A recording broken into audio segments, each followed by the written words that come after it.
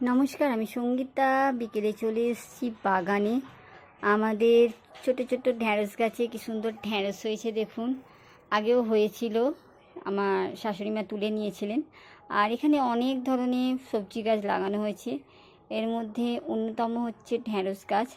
আর ঢ্যাঁড়স গাছের ঢ্যাঁড়সগুলো এত সুন্দর লাগছে, কি বলবো। এই দেখুন, এইখানে একটা ঢ্যাঁড়স হয়েছে। মোটামুটি আপাতত প্রত্যেকটা গাছে একটা করেই ঢ্যাঁড়স হয়েছে। তো এইটা 1 নম্বর। এরপর এই একটা ছোট্ট একটা ঢ্যাঁড়স।